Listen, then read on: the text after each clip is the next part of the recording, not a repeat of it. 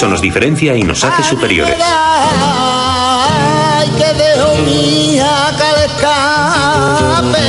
¿Que el instinto es algo que solo se observa en los animales y el aprendizaje solo en los seres humanos? Estamos empezando a comprender que el aprendizaje se da en todos los animales, incluso en la mosca del vinagre y el gusano de tierra, de forma que el aprendizaje no es lo que hace especiales a los humanos. Y al revés, los seres humanos tienen probablemente más instintos que los animales, en vez de tener menos instintos. Tenemos un instinto para la probabilidad, un instinto para el lenguaje, otro para el sexo.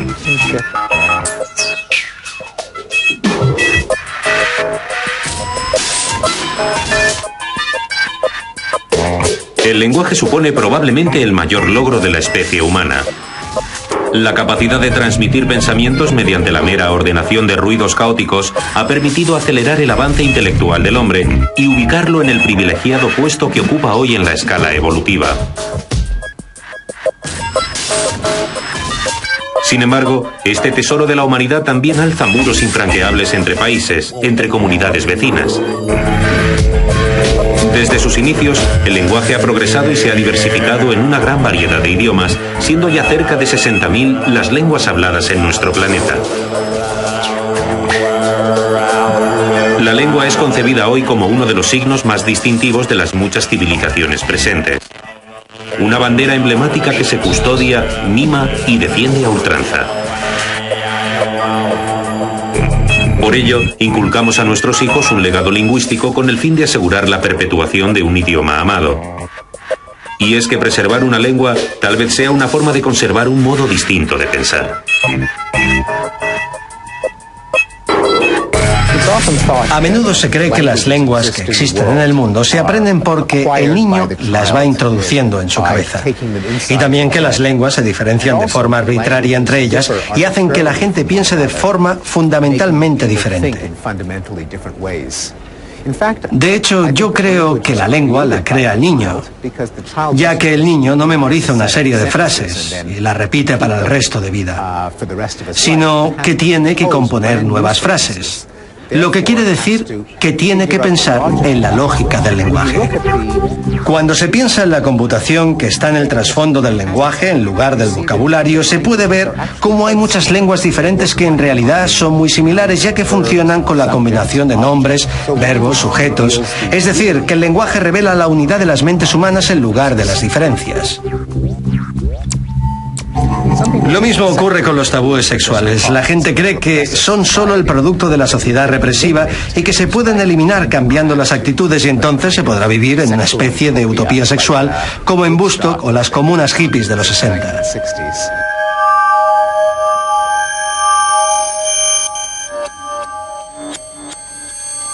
Hace unos 40 años surgió en Estados Unidos un movimiento antibelicista y antidogmático que pronto consiguió adeptos en muchos otros países desarrollados.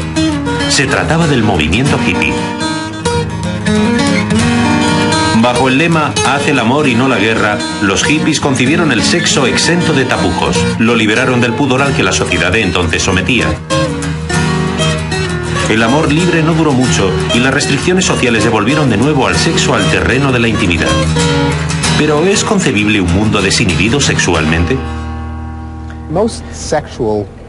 La mayoría de las utopías sexuales no duran mucho, y creo que es porque algunos conflictos sexuales y tabúes provienen de la naturaleza humana de las emociones sexuales, como los celos o la conexión entre el sexo y el compromiso. A menudo hay terceros que muestran interés en la sexualidad. A los padres les preocupa que sus hijos tengan relaciones sexuales. A los rivales románticos les molesta que otras personas tengan relaciones sexuales. Y en la propia pareja es posible que tengan unas ideas muy diferentes sobre la naturaleza de su relación.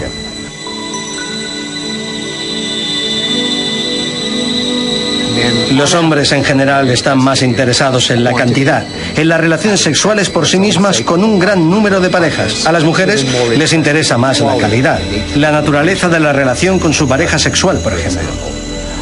Como resultado de esto, creo que nunca podremos vivir en un marco de sexo libre para todos, sino que siempre habrá emociones muy complejas que rodearán al sexo. Esto no representa ninguna sorpresa para un novelista o un filósofo, pero es algo que los intelectuales modernos niegan.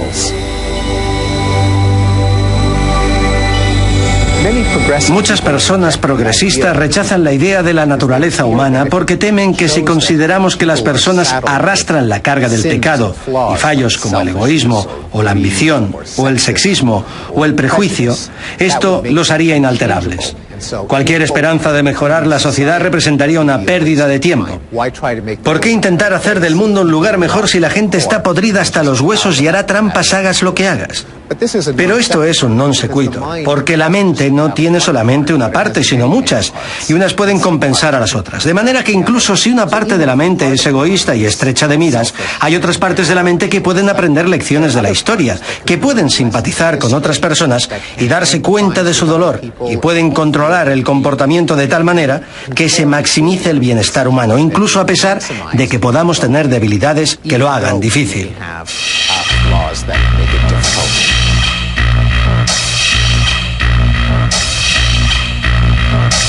Darth Vader contra Luke Skywalker. Así es como la psicología evolucionista plasma la mente humana. Un combate incesante entre las debilidades del hombre y la capacidad altruista de éste. Sin embargo, un pequeño pero no insignificante matiz separa la mítica guerra de las galaxias de esta teoría evolucionista. Darth Vader, y por tanto el lado oscuro de nuestra mente, jamás desaparecerá por completo ya que es inherente a ella. La imperfección innata del hombre no es fácil de asimilar.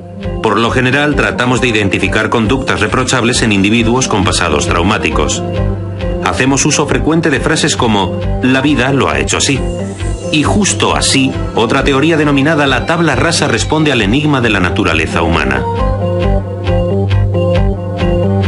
La tabla rasa defiende que nuestro cerebro no es más que un libro en blanco que escribimos con las experiencias vividas.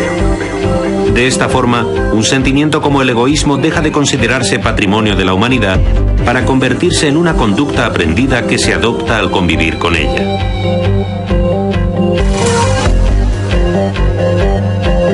Que todos nacemos con capacidades idénticas es la base de esta teoría. Las diferencias entre comportamientos son entonces el simple resultado de las variantes que nos depara la vida. Cualquier progresista afirmaría por ello, porque quizás la única forma de erradicar la discriminación y los prejuicios sea desde la igualdad innata entre individuos. La gente a menudo cree que el ideal de la igualdad política exige que todas las personas sean idénticas, que tengan el mismo conjunto de capacidades. Y si alguien descubriera que hay personas que son más inteligentes que otras, o más ambiciosas, o más violentas, esto representaría aceptar la discriminación y la opresión y la esclavitud. Pero no hay nada más alejado de la verdad. En la medida en que reconozcamos a los individuos como individuos con derechos, no tienen que preocuparnos los descubrimientos científicos que indican que las personas pueden ser diferentes, porque esas diferencias no influirán sobre la manera en que las tratemos.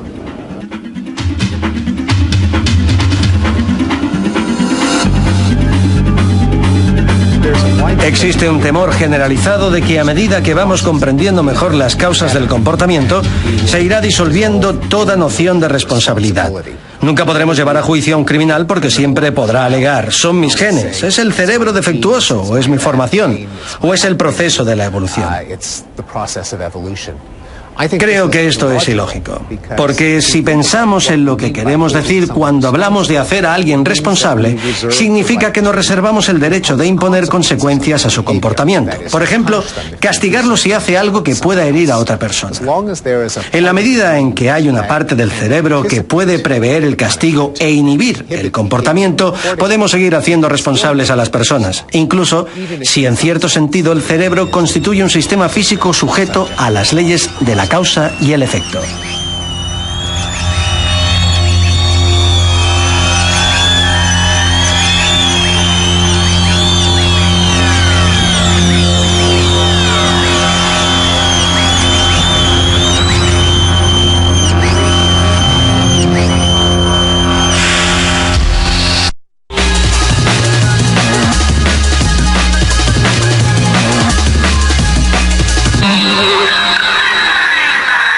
Ante la escasez de recursos y la fuerte demanda, los técnicos y los gobiernos no desisten en su empeño de identificar nuevas energías. El hidrógeno es una de las principales alternativas a la hora de encontrar formas más eficaces y limpias que las actuales. Lo último es que se puede extraer hidrógeno del agua. El estudio en cuestión se está llevando a cabo gracias a un equipo de investigadores de la Corporación Hidroeléctrica de Navarra, la Universidad Pública de Navarra y el grupo noruego Sinterf. El objetivo es obtener hidrógeno del agua mediante la utilización de energía eólica. Los investigadores han simulado en el laboratorio las condiciones de generación eléctrica propias de un parque eólico y analizan sus efectos en un electrolizador, un dispositivo que genera hidrógeno y oxígeno a partir del agua mediante la aplicación de electricidad. Navarra y Aragón se han convertido en las comunidades pioneras al implantar un chip que controla los niveles de colesterol. Se trata de usar los avances de la biotecnología para detectar la hipercolesterolemia familiar, una grave enfermedad genética que dispara el riesgo de sufrir infartos. La hipercolesterolemia familiar, padecer colesterol alto por causas genéticas, afecta a unas 100.000 personas en España, pero apenas 20.000 están diagnosticadas. El biochip puede ayudar a una identificación precoz de la dolencia. Si se descubre a tiempo, una correcta medicación reduce ostensiblemente los riesgos cardíacos. El chip consiste en una pequeña placa de vidrio que detecta alguna de las 180 mutaciones posibles en el gen RLDL, relacionado con el colesterol malo de la sangre que obstruye las arterias. El análisis genético es la única forma de identificar la hipercolesterolemia familiar y diferenciarla de otros factores que causan niveles altos de colesterol. Los responsables de la Unión Europea se han comprometido a reducir en un 20% los residuos electrónicos antes de 2010. Este tipo de desechos son los que más están creciendo en los últimos años. En el acuerdo firmado se resalta el compromiso para promover el reciclaje de residuos electrónicos y eléctricos. O sea que los gobiernos deberán exigir a los fabricantes de estos productos normas sobre reutilización y reciclaje, además de limitar las sustancias tóxicas que estos contienen. El incremento de la basura electrónica va en aumento año tras año. Los residuos electrónicos representan el 4% de los desechos generados por los europeos, pero el problema es que estos aumentan 3 veces más rápido que cualquier otro tipo de basura. Sea como sea, reducir los 2.000 millones de toneladas de residuos que generamos anualmente los europeos es un reto difícil. Una cifra: solo en Cataluña estos residuos aumentaron el año pasado un 7,1%. 1 de cada 4 mamíferos está en peligro de extinción y el 25% de los reptiles está en alto riesgo de desaparecer. La lista de especies en la cuerda floja aumenta cada año. Lo más curioso del caso es que la mayor parte de las especies amenazadas se encuentran en países con una biodiversidad muy rica como Brasil, Indonesia o Perú. Se trata de una experiencia interdisciplinar en la que colaboran expertos de varias entidades como la Universidad de Nottingham, el Instituto de Zoología Londinense y el Museo de Historia Natural de Londres. El proyecto consiste en recoger, catalogar y almacenar múltiples muestras de ADN de animales en peligro de extinción. La iniciativa ha sido bautizada como el Arca Congelada, en clara referencia al Arca de Noé. Los promotores científicos tienen claro que aunque no puedan evitar que desaparezcan las distintas especies amenazadas, sí que podrán impedir que se pierda su material genético y por lo tanto también protegerán de la extinción los secretos que guardan.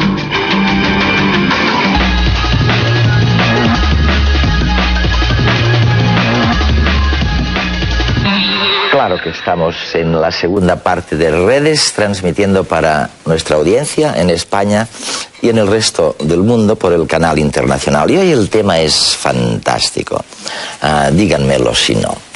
Estamos intentando ver de verdad lo que nunca debimos aprender, lo que necesariamente tendremos que olvidar. Bueno, cosas como caminamos siempre hacia algo mejor y más grande. O bien cosas como somos distintos, ¿cómo no? Somos distintos del resto de las cosas y de los animales. Y tantas otras, Moncho, y tantas otras. Por ejemplo, otra cosa que nos hemos tragado desde pequeñitos es que estamos programados para morir, que biológicamente estamos programados para morir.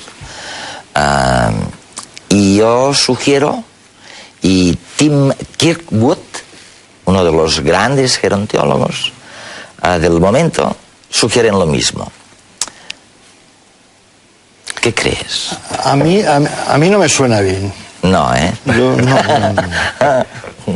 A mí me gustaría más oír que estamos programados para vivir.